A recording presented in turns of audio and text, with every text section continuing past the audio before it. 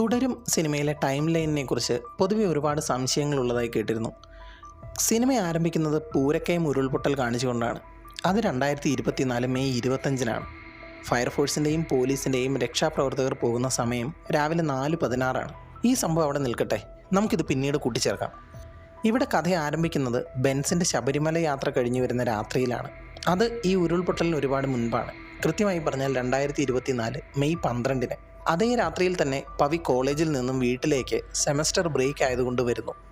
ഈ semester break ഒരാഴ്ചയാണ്. പവിക്ക് വേണ്ടി Benz കാത്തിരുന്ന് വിളിച്ചുകൊണ്ട് പോകുന്നു. സാധാരണ വരുന്നതിൽ ഒരുപാട് വൈകിയാണ് അന്ന് പവി വന്നത് എന്ന് ഇവരുടെ സംസാരത്തിൽ നിന്നും മനസ്സിലാവും. പിറ്റേന്ന്, അതായത് 2024 മെയ് 13-ന് രാവിലെ ബെൻസ് ഡ്യൂട്ടിക്ക് പോകുന്നു. കൂട്ടുകാരെയൊക്കെ കാണുന്നു. അന്ന് രാത്രിയാണ് പവി ബീഡി വലിക്കുന്നത് ബെൻസ് കാണുന്നത്. തുടർന്നുള്ള ദിവസങ്ങളിൽ ലളിതയുടെ പവിത്രമില്ലിലെ സാധനങ്ങളുമായി ബെൻസ് പോകുന്നു. നോർത്ത് ഇന്ത്യൻസിനെയും കൊണ്ട് പോകുന്നു. സമ്മേളനങ്ങൾക്ക് പോകുന്നവരെ കൊണ്ടും പ്രായമായ ആളെ കൊണ്ടും യാത്ര പോകുന്നതും ചക്ക ഇട്ടുകൊണ്ട് പോകുന്നതും ഒക്കെ കാണിച്ചിട്ടുണ്ട്. അങ്ങനെ ദിവസങ്ങൾ കടന്നു പോകുന്നു. കൺമണി പൂവെ സോങ് സീക്വൻസിൽ കാണിക്കുന്നത് ബെൻസിൻ്റെ ഫാമിലിയുടെ ഒരു ലൈഫ് സ്റ്റൈലാണ്. മെയ് 17-ന് ഷോപ്പിങ്ങിന് പോകുന്നതും അടുത്ത വീട്ടിലെ ഹൗസ് വാമിംഗ് ഫംഗ്ഷനും കാണിച്ചിട്ടുണ്ട്. സോങ് തീരുന്നത് അടുത്ത വീട്ടിലെ ഹൗസ് വാമിംഗ് ഫംഗ്ഷൻ്റെ രാത്രിയിലാണ്. പിറ്റേന്ന്, അതായത് മെയ് 18-ന്, അന്ന് സെമസ്റ്റർ ബ്രേക്ക് തീർന്ന് പവി കോളേജിൽ പോകേണ്ട ദിവസമാണ്. രാവിലെ വരുന്ന കൂട്ടുകാരെ വീട്ടിൽ കൊണ്ടുപോയി അവരുടെ കൂടെ ഭക്ഷണവും കഴിച്ച് ഒന്നിച്ച് വൈകുന്നേരം പോകാനായിരുന്നു പ്ലാൻ. അന്ന് രാവിലെ ബെൻസ് പവിയുടെ ഫ്രണ്ട്സ് വരാൻ വേണ്ടി വെയിറ്റ് ചെയ്യുമ്പോൾ പളനി മാസ്റ്ററുടെ കോൾ വരുന്നു. ഫോണിൽ സംസാരിക്കുന്നു. ശേഷം പവിയും ഫ്രണ്ട്സുമായി വീട്ടിലേക്ക് പോകുന്നു. വീട്ടിൽ വെച്ച് പവിയുടെ സുഹൃത്ത് കിരൺ ബെൻസിൻ്റെ കാറുമായി പോയി ആക്സിഡൻ്റ് ആവുന്നു. അവിടെ വെച്ച് പവിയോട് ദേഷ്യപ്പെട്ട് അവൻ്റെ മുഖത്തടിച്ച് ബെൻസ് വണ്ടിയെടുത്ത് റിപ്പയറിങ്ങിനായി കുട്ടിച്ചൻ്റെ വർക്ക്ഷോപ്പിൽ ചെല്ലുന്നു. റിപ്പയറിങ്ങിനായി പുതിയ സാധനം തന്നെ വാങ്ങി വെക്കണം എന്ന് വർക്ക്ഷോപ്പിലെ മണിയനോട് പറഞ്ഞ് ബെൻസ് പോകുന്നു. പവിയും സുഹൃത്തുക്കളും അന്ന് തന്നെ തിരിച്ച് കോളേജിലേക്ക് പോകുന്നു. അടിച്ചതിലുള്ള വിഷമം കൊണ്ട് ബെൻസ് പവിയെ ഫോൺ വിളിക്കുന്നു. പവി ഫോൺ എടുക്കുന്നില്ല. എന്നിട്ട് സോറിയും പറഞ്ഞൊരു മെസ്സേജ് അയക്കുന്നു. അന്ന് രാത്രി അത്താഴം കഴിക്കുമ്പോൾ പവി ഈ മെസ്സേജ് കേൾക്കുന്നുണ്ടെങ്കിലും റിപ്ലൈ കൊടുക്കുന്നില്ല. അതേ രാത്രിയിൽ തന്നെ പഴനി മാസ്റ്റർ മരിച്ചു എന്നുള്ള കാര്യം ബെൻസ് അറിയുന്നു. ആ രാത്രിയിൽ ബെൻസ് ചെന്നൈക്ക് പുറപ്പെടുന്നു. പിറ്റേന്ന് മെയ് 19 രാവിലെ മാസ്റ്ററുടെ ശവശരീരം ദഹിപ്പിച്ച് ബെൻസ് തിരികെ വീട്ടിലേക്ക് മടങ്ങി. ആ ഒരു ദിവസം പകൽ ചെന്നൈയിലും രാത്രി ട്രെയിനിലുമായിരുന്നു ബെൻസ്. അന്ന് രാവിലെയാണ് മണിയൻ ബെൻസിൻ്റെ കാറുമായി കുമ്പഴങ്ങിക്ക് പോയത്. പാർക്ക് ലൈറ്റ് മാറ്റാൻ പറ്റാതെ വന്നപ്പോൾ പിറ്റേന്നത്തേക്ക് റിപ്പയർ ചെയ്ത് വരാമെന്ന് കുട്ടിച്ചനെ വിളിച്ച് മണിയൻ പറയുന്നു. അന്ന്, അതായത് മെയ് 19-ന് പവി കോളേജിലാണ്. ബെൻസ് നാട്ടിലെത്തുന്നത് മെയ് 20-നാണ്. അന്ന് രാവിലെ പാർക്ക് ലൈറ്റ് മാറ്റി കുമ്പഴങ്ങിയിൽ നിന്നും വന്ന മണിയനെ പോലീസ് പിടിക്കുന്നു. SI ബെന്നിയെ ആക്രമിച്ച് മണിയൻ മുങ്ങുന്നു. പോലീസ് ബെൻസിൻ്റെ വണ്ടി കസ്റ്റഡിയിലെടുക്കുന്നു. അന്ന് റെയിൽവേ സ്റ്റേഷനിൽ നിന്നും കുട്ടിച്ചൻ ബെൻസിനെ പിക്ക് ചെയ്ത് നേരെ പോലീസ് സ്റ്റേഷനിലേക്കാണ് പോകുന്നത്. അന്ന് ഒരു ദിവസം പോലീസ് സ്റ്റേഷനിൽ ചുറ്റിപ്പറ്റി നിന്ന് രാത്രി തന്നെ മണിയനെ പിടിക്കാനായി ബെൻസും കൂട്ടുകാരും തിരുവല്ലയ്ക്ക് പോകുന്നു. മണിയനെ കിട്ടാതെ രാത്രി തിരിച്ചും പോരുന്നു. ഈ ദിവസവും, അതായത് മെയ് 20-നും പവി കോളേജിലാണ്. പിറ്റേന്ന് മെയ് 21-ന് നാട്ടിലെ രാഷ്ട്രീയക്കാരുമായി ബെൻസും കൂട്ടുകാരും പോലീസ് സ്റ്റേഷനിലേക്ക് വീണ്ടും ചെല്ലുന്നു. അന്ന് സ്റ്റേഷനിൽ കിടക്കുന്ന കാർ കഴുകിയതിന് ബെൻസും SI ബെന്നിയുമായി ഉന്തും തള്ളും ഉണ്ടാകുന്നു. അന്ന് രാത്രി കിടന്നിട്ട് ഉറക്കം വരാതെ ബെൻസ് ഓട്ടോ വിളിച്ച് വീണ്ടും പോലീസ് സ്റ്റേഷനിലേക്ക് പോകുന്നു. ആ രാത്രിയിലാണ് പവിയെ CI ജോർജും SI ബെന്നിയും ചേർന്ന് കൊലപ്പെടുത്തിയത്. ഈ രംഗങ്ങളൊക്കെ സിനിമയിൽ പിന്നീട് ഇടകലർത്തിയാണ് കാണിക്കുന്നത്. എങ്കിലും ശരിയായ ക്രമം ഇങ്ങനെയാണ്. സ്റ്റേഷനിൽ കിടക്കുന്ന കാർ കഴുകിയതിന് ബെൻസും SI ബെന്നിയുമായി ഉന്തും തള്ളും ഉണ്ടായതിനു ശേഷം ബെൻസും കൂട്ടുകാരും പോലീസ് സ്റ്റേഷനിൽ നിന്നും പോകുന്നു. അന്ന് പവിയും മേരിയുമായുള്ള ബന്ധം ജോർജ് തിരിച്ചറിയുകയും മേരിയെ വീട്ടിലേക്ക് കൊണ്ടുവന്ന് തല്ലുകയും മേരിയുടെ ഫോൺ അടിച്ചു തകർക്കുകയും ചെയ്യും. എന്നിട്ട് SI ബെന്നിയെ വിളിച്ചു പറഞ്ഞ് ബൈക്കിൽ പോവുകയായിരുന്ന പവിയെ അറസ്റ്റ് ചെയ്ത് സ്റ്റേഷനിലേക്ക് കൊണ്ടുവരുന്നു. പിറ്റേന്ന് കോൺസ്റ്റബിൾ സുധീഷിൻ്റെ അനിയത്തിയുടെ കല്യാണം ആയതുകൊണ്ട് തലേ ദിവസത്തെ പരിപാടിയിൽ പങ്കെടുക്കാൻ പോലീസ് സ്റ്റേഷനിൽ നിന്നും CIയും SIയും പാറാവും ശ്യാം സാറും ഒഴികെ എല്ലാവരും പോയിരുന്നു. ശേഷം തൻ്റെ മകളുമായി അടുപ്പം കാണിച്ചതിന് പവിയെ CI ജോർജ് തൻ്റെ ക്യാബിനിൽ വെച്ച് മർദ്ദിച്ചു കൊല്ലുന്നു. കൊന്നതിന് ശേഷം SI ബെന്നി പവിയുടെ ബോഡി ബെൻസിൻ്റെ കാറിൽ ഒളിപ്പിക്കുന്നു. എന്നിട്ട് പവിയുടെ ബൈക്കിൻ്റെ നമ്പർ പ്ലേറ്റ് ഇളക്കി കളയുന്നു.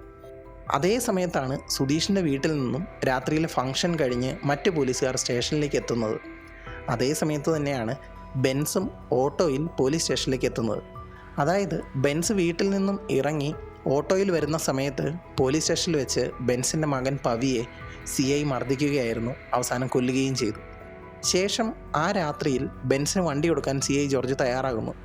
പിന്നീട് ആ രാത്രിയിൽ ബെൻസും ജോർജും ബെന്നിയും സുധീഷിൻ്റെ വീട്ടിൽ ചെല്ലുകയും കല്യാണ തലേന്ന് നടന്ന പരിപാടിയിൽ ചേരുകയും ശേഷം സുധീഷിനെയും കൂട്ടി പൂരക്കയം ഫോറസ്റ്റിലേക്ക് പോകുന്നു. അവിടെ വെച്ച് ആ രാത്രിയിൽ ചാക്കിൽ കെട്ടിയ പവിയുടെ ശവം കുഴിച്ചു മൂടുന്നു. അടുത്ത ദിവസം മെയ് 22-ന് വണ്ടിയുമായി ബെൻസ് വീട്ടിൽ ചെല്ലുന്നു. കുളിച്ച് ഡ്രസ്സ് മാറി വണ്ടിയും കഴുകി അതിൽ നിന്നും കിട്ടിയ ചോര പുരണ്ട പേഴ്സ് പറമ്പിലേക്ക് എറിഞ്ഞ് രാവിലെ കുട്ടികളെ സ്കൂളിൽ കൊണ്ടുപോയി വിടുന്നു. എന്നിട്ട് വണ്ടിയുമായി പുഴക്കരയിൽ ചെന്ന് ഡിക്ക് വൃത്തിയാക്കി രക്തത്തിൻ്റെ മണം പോകാൻ സ്പ്രേ അടിക്കുന്നു. അന്നാണ് പെരുന്നാട് പോലീസ് സ്റ്റേഷനിൽ CCTV ക്യാമറകൾ വയ്ക്കുന്നത്. അന്നേ ദിവസം തന്നെയാണ് മണിയനെ കാണാനില്ല എന്ന പരാതിയുമായി മണിയൻ്റെ അച്ഛനും അമ്മയും പെരുന്നാട് പോലീസ് സ്റ്റേഷനിലെത്തുന്നത്. പരാതിയിൽ പറയുന്നത് മെയ് 21, 2024 മുതൽ കാണാതായി എന്നാണ്. അന്നേ ദിവസം രാത്രിയാണ് ചോര പുരണ്ട ഷർട്ട് ബെൻസ് കത്തിക്കുന്നത്. പിറ്റേന്ന് മെയ് 23-ന് പവിയെ അന്വേഷിച്ച് ബെൻസ് ഹോസ്റ്റലിലെത്തുന്നു. അവിടെ വെച്ച് കിരൺ പറഞ്ഞതനുസരിച്ച് 2 ദിവസം മുൻപേ ഒരു ഹോസ്പിറ്റൽ എമർജൻസി എന്ന് പറഞ്ഞ് പവി ഹോസ്റ്റലിൽ നിന്നും പോയെന്ന് മനസ്സിലാക്കുന്നു. ശേഷം കുട്ടിച്ചൻ പറഞ്ഞതനുസരിച്ച് പിറ്റേന്ന് വിളിച്ച് കിട്ടിയില്ലെങ്കിൽ ഒരു പരാതി പോലീസ് സ്റ്റേഷനിൽ കൊടുക്കാം എന്ന് തീരുമാനിക്കുന്നു. അടുത്ത ദിവസം മെയ് 24-ന് പെരുന്നാട് പോലീസ് സ്റ്റേഷനിൽ പവിയെ കാണാനില്ല എന്നും പറഞ്ഞ് ബെൻസ് ഒരു പരാതി കൊടുക്കുന്നു. പരാതിയിൽ പറയുന്നത് മെയ് 23-ന് കോളേജ് ഹോസ്റ്റലിൽ നിന്നും കാണാതായി എന്നാണ്. പോലീസ് സ്റ്റേഷനിലെ യാർഡിൽ കിടക്കുന്ന വണ്ടി കണ്ട സംശയം തോന്നിയ ബെൻസ് അതിനെപ്പറ്റി ചോദിക്കുന്നുണ്ടെങ്കിലും കൃത്യമായി മറുപടി ലഭിക്കുന്നില്ല.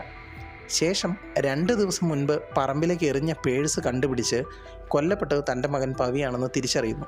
അന്നേ രാത്രി തന്നെ, അതായത് മെയ് 24-ന് രാത്രി തന്നെ കോൺസ്റ്റബിൾ സുധീഷിനെയും തട്ടിക്കൊണ്ട് ബെൻസ് കമ്പത്തിന് കടക്കും. ആ രാത്രിയിൽ പൂരക്കയം വനത്തിൽ ഉരുൾപൊട്ടലുണ്ടാകുന്നു. പിറ്റേന്ന് മെയ് 25-ന് രാവിലെ രക്ഷാദൗത്യത്തിനെത്തുന്ന ഫയർഫോഴ്സ് ഉദ്യോഗസ്ഥർ ചാക്കിൽ കെട്ടിയ നിലയിൽ പവിയുടെ ശവശരീരം കണ്ടെടുക്കുന്നു. TV ചാനലുകളിലും നാട്ടിലും ഈ വിവരം പരക്കുന്നു. ബെൻസിനെയും സുധീഷിനെയും അന്വേഷിച്ചിറങ്ങുന്ന ബെന്നിക്ക് അവരെ കണ്ടെത്താൻ കഴിയുന്നില്ല. അന്ന് രാത്രി ജോർജ് ബെൻസിൻ്റെ വീട്ടിലെത്തി പവി മരണപ്പെട്ട വിവരം അറിയിക്കുന്നു. ആ രാത്രി കമ്പത്ത് വെച്ച് കോൺസ്റ്റബിൾ സുധീഷിൽ നിന്നും ബെൻസ് കുറേയേറെ വിവരങ്ങൾ അറിയുന്നു. മെയ് 26-ന് പെരുന്നാട് പോലീസ് സ്റ്റേഷനിൽ SI ബെന്നി ലളിതയെയും പവിത്രയെയും പവിയുടെ കൊലപാതകത്തെപ്പറ്റി കള്ളക്കഥയുണ്ടാക്കി സ്റ്റേഷനിൽ വെച്ച് മർദ്ദിക്കുന്നു. അതേസമയം CI ജോർജും സംഘവും കമ്പത്ത് വെച്ച് ബെൻസിനെ ആക്രമിച്ച് കീഴ്പ്പെടുത്തി അറസ്റ്റ് ചെയ്ത് നാട്ടിലേക്ക് കൊണ്ടുവരുന്നു. മെയ് 27-ന് ബെൻസിനെ കോടതിയിൽ ഹാജരാക്കി തുടർ അന്വേഷണത്തിന് പോലീസ് സ്റ്റേഷനിലേക്ക് വീണ്ടും കൊണ്ടുവരുന്നു. അന്നേ ദിവസം തന്നെയാണ് CI ജോർജിൻ്റെ DYSP ആയുള്ള സ്ഥാനക്കയറ്റവും റിട്ടയർമെൻറ്റ് മീറ്റിങ്ങും. അന്ന് രാത്രി പോലീസ് സ്റ്റേഷനിൽ വെച്ച് ബെൻസും പോലീസുകാരുമായി ഏറ്റുമുട്ടുകയും SI ബെന്നിയെ ബെൻസ് പിടിച്ചുകൊണ്ടു പോവുകയും ചെയ്യും. ഇതറിഞ്ഞ DYSP ജോർജിൻ്റെ നേതൃത്വത്തിൽ രാത്രി മുഴുവൻ സെർച്ച് ചെയ്തിട്ടും ബെൻസിനെ കിട്ടാതെയാകുമ്പോൾ ബെൻസിൻ്റെ വീട്ടിൽ ചെന്ന് ഭാര്യയെ ആക്രമിക്കും. തുടർന്ന് ജോർജിന് വരുന്ന ഫോൺ കോൾ അനുസരിച്ച് ജോർജ് തൻ്റെ വീട്ടിലേക്ക് ചെല്ലുകയും അവിടെ വെച്ച് ബെൻസുമായി ഏറ്റുമുട്ടുകയും ജോർജിനെ ബെൻസ് കൊല്ലുകയും ചെയ്യുന്നു. മെയ് 28 പവിയുടെ മൃതദേഹം വീട്ടുകാർക്ക് കിട്ടുന്നു. അതേസമയം ജോർജിൻ്റെയും ബെന്നിയുടെയും ശവങ്ങൾ കാറിലാക്കി ബെൻസ് കാട്ടിൽ ഉപേക്ഷിക്കുന്നു. പിറ്റേന്ന് രാവിലെ മെയ് 29-ന് വീട്ടിൽ ചെന്ന് എല്ലാം തുറന്നു പറഞ്ഞ് വേഷം മാറിയതിന് ശേഷം ബെൻസ് പോലീസിൽ കീഴടങ്ങുന്നു. സിനിമയിലെ നാൾവഴികൾ ഇങ്ങനെയാണ് പോകുന്നത്. ഇനി സിനിമയിലെ ഹിഡൻ ഡീറ്റെയിൽസ് അത് മറ്റൊരു വീഡിയോയായി ചാനലിൽ ലഭ്യമാണ്. Thanks for watching. Please like, share and subscribe. Bye bye guys.